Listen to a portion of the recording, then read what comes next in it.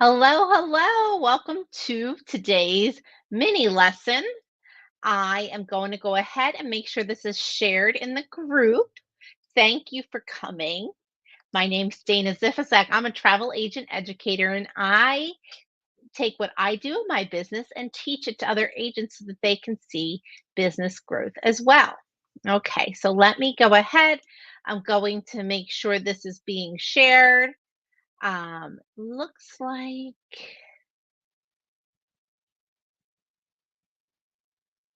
Okay, let me go ahead. I'm going to put our question of the day up. Okay, let's put our question up.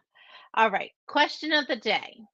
Are you someone who makes decisions easily, thinks through things just enough, or takes forever to commit to something? All right. So I'm going to go ahead. I'm going to share this in the group. All right, awesome. I'm going to make a share and just share this to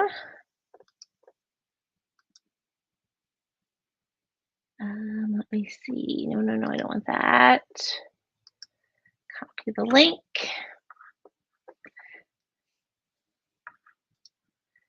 All right.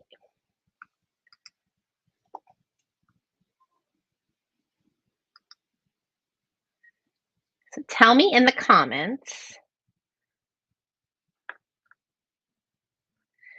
I'm going to go ahead and I just have to post this in different places once I go live because it's very face because of how Facebook is. Making your posts live mini class.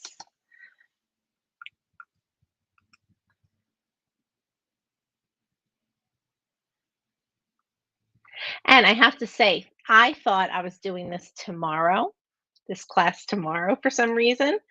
And then I got the email reminder. So thank goodness before I went away on vacation that I was able to have the foresight to pre-plan my reminders and all of those things before I left because I knew when I came back from, how when you come back from being away, you're just kind of like in a daze. And I thought, okay, well, today I don't have, I thought for some reason in my head this was tomorrow. But luckily, I already had the slides done. I already had the reminder sent. So it was super easy once I got everything together. But anywho, so here we are. And there's no judgment if, whatever your decision making is. I tend to be an easy decision maker as long as I'm well informed about the decision, like as long as I know what I'm thinking about. Now, if it's something where I have to weigh it, I'm just enough. Okay. Um, I don't really overthink things as far as making a decision. It's like either we're doing it or we're not, unless it's something, that's kind of I make a decision, I turn it off in my head. But everyone is so different. So I'm reading the comments coming in. I like to have plans, maybe, but I'm also an overthinker. Yes. And I think sometimes having things planned is good, and then you let it go. Okay.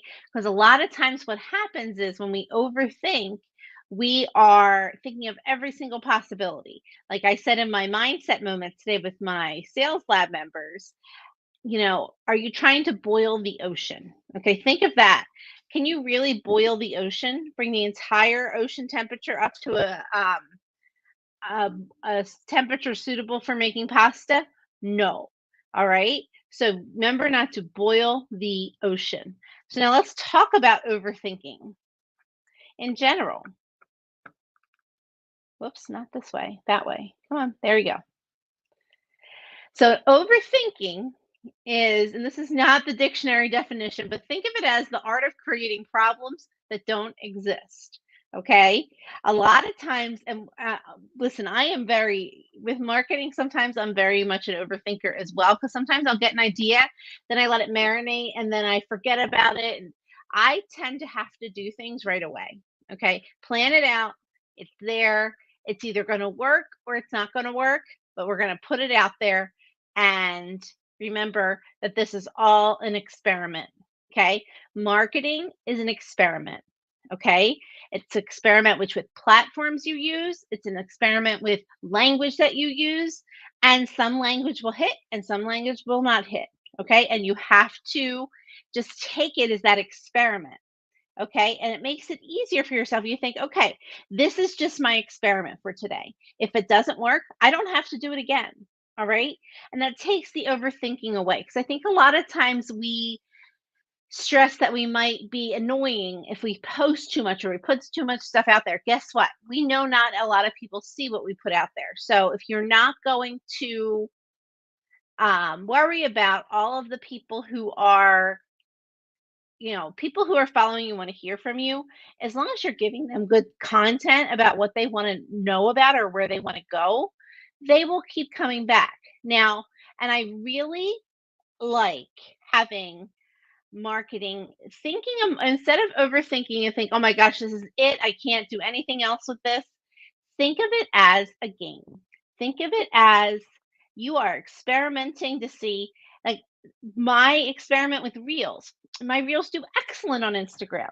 When I post them to Facebook, my pictures do better. Like if I do a picture post, and a reel, my picture post will always do better on Facebook than the other way around on Instagram. That's something I know.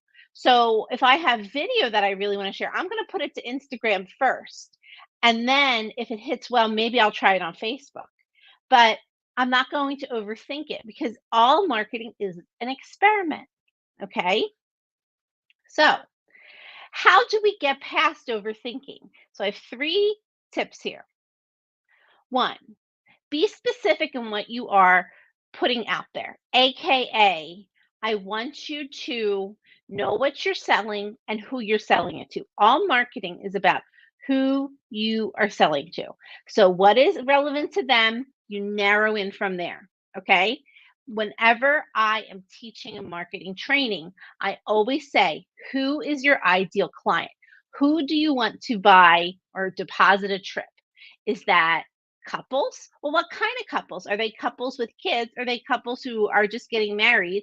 Are they couples who are celebrating an anniversary? You see how you can get really, really specific, but that specificity then helps you avoid overwhelm because you're able then to narrow in on on content that can really help them make to connect with you. Okay, basically if I'm thinking about a couple who has two kids but they're looking for an anniversary getaway, that allows me to be specific in my messaging. I know I'm going to get I'm going to probably quote an all-inclusive resort, adults only, no kids around, or Virgin Voyages. Okay, and then I'm able to then narrow in on that experience.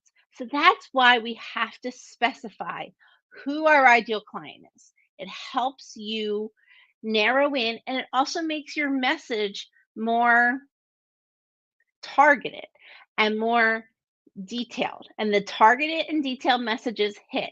Now, you might be thinking, but what if I also book all of these other? Yeah, you do. And guess what?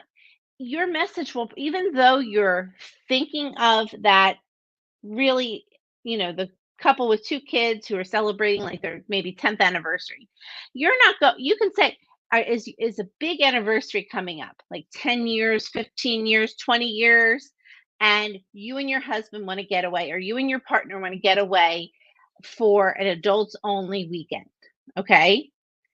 Think of it. So it's not you're not really excluding all adults on you're not excluding everyone, but you're narrowing in. Okay, oh, our 15th wedding anniversary is coming up or our 20th is coming up. We should do something. Pointing out something specific like that allows you to A, keep it simple, but B, be able to resonate. Your copy will resonate better. And then you want to avoid that overwhelm. And so by specifying that ideal audience, you will then not have as much overwhelm because you're able to narrow in. Okay. And then I want you to then take a topic. So you can have multiple posts with the same specific audience. Schedule one once a week And then you're spreading it out. All right. Because when you think about an all inclusive resort, what all goes into it? You need to pick a room. You need to know, oh, well, will I like the food there? What kind of view do I want? All of those things become factors. So what you want to do is make your posts around that. So I know I'm narrowing in on all inclusive resort for couples with kids that are celebrating 10, 15, 20, 25 years. Okay. And then I can make multiple posts for that audience. However, I want to do that. I can then make it an email for the month as well. Because guess what? We overthink these things because we think, oh my gosh, we're going to just overwhelm people. But the problem is they don't remember what they see on social media half the time. And the other half the time, they're not seeing what you post. So if you take that same content and turn it into a newsletter for an email, you'll either reinforce something that they had in the back of their brain that they might have seen while scrolling, or you'll reach a new audience that hasn't yet seen that message. So I want you to remember that keeping it simple. Simplicity wins. When you try to think of everything, it's like trying to boil the ocean. We can't boil the ocean, okay? But we can be specific in our audience and who we are serving. We can avoid overwhelming not only ourselves, but our people who we're trying to book. You have to have that specificity so that people can see themselves in destination. All right. And you think that you're excluding people, but you're not because it's painting a picture. And whether or not someone's not celebrating an anniversary or something like that, you'll have another audience. You're going to have multiple audiences and multiple little cohorts. Okay. And the reason being is because you serve multiple people, but you want your messaging to resonate. By doing that, you have to pick your audience. All right. And finally, in our final review here, opportunity for multiple posts. Take one idea and break it down, okay? Because people can only absorb so much, all right? And when you are talking about an anniversary trip, well, so they have to first pick a resort. There's all these all inclusive resorts. They have to pick an island or a destination like Mexico or a Caribbean island. That's a lot that they have to take in. So you would you're going to explain to them, well, so if you like this, go to Mexico. If you like this, go here. Maybe do it from the perspective of your local airport. Where has direct flights? Okay. Or if they're willing to fly to Miami, is it easy to get to Miami from your airport, your local airport? All right. But if you have an idea, you can sprout it out into multiple posts where you can have you can have 5 to 10 posts a month about one topic or one audience, okay? And then you can schedule it out. Schedule it out, it's done. You don't have to worry about it, okay? And always be sure that to I need you to understand that if you're posting 3 times a day, it's not too much. Now, if that overwhelms you to do 3 times a day, then maybe once a day. But there's no thing is too much anymore because of how these algorithms work. And you can always experiment. And that's why if you do a lot of posts in one day, or if you do, like say you do 10 posts about the one topic, you then have some data next month that you can look back at and say, oh, this kind of post worked, this didn't. You can look at the reach, you can look at the engagement, what was engaging, what got into people's feeds. Do more of what works and less of what doesn't. This is all an experiment. It's all a game. Okay. Well, not the fact that we're in business, but I mean the experiment of marketing because it's ever changing. Okay. All right. Well, you have a great week ahead. I will be back next week with another mini class. I'll probably do two next week because now I'm back. I'm back from our summer baseball travels, and we did see bears in Tennessee. And I have something to say about the bears. People keep feeding. So, this is what we learned when we were in Tennessee. Our hotel is off of a stream. It's right off of the forest.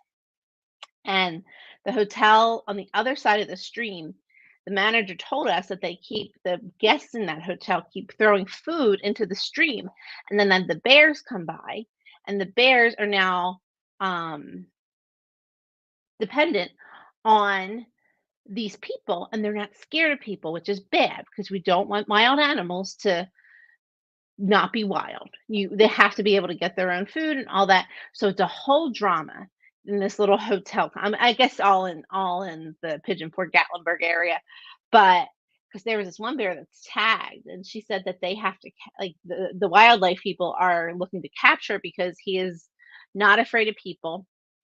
The hotel has to go out there with like an air horn because basically anytime they see that he's like near a guest area, they have to go out there and air horn so that he goes away because they don't want anything to happen with these bears, like and people. So we did see the bear a couple times. We kept our distance. We did look. We took the video and all, but in talking to the manager, she's like, it's really bad because these people, and she like saw the people like dropping the food out into the stream. She called the other hotel manager, and the hotel manager said, "Oh no, no." So then she called our hotel manager called the cops because because you care about the local wildlife. Like it's not cool. So anywho, don't feed the bears is the lesson we learned from Tennessee. And we didn't feed the bears. We were just, observers of what was going on. And it was really interesting. And I'm just like, why don't people understand that you don't feed wildlife? Like they have to get their own food. That's how it is. Anyway, but we did see bears. We went to the Smoky Mountain National Park. Um, I did not climb up to big, the big outlook tower because you know why? It was cloudy. So my son and my parents, my husband went up. I didn't see anything. It was one big cloud. And because I started to, but the elevation was real. Like, the way that the altitude was, and like my, you know, sinuses or whatever it is, like I wasn't feeling good. So I didn't hike up there because um, and plus it was cloudy, so I was like, "What am I gonna see? I'm gonna be in all this discomfort and then not, see anything because there's no it was all very dark and cloudy." All right, well, have a great week, and I will see you again soon. Bye-bye.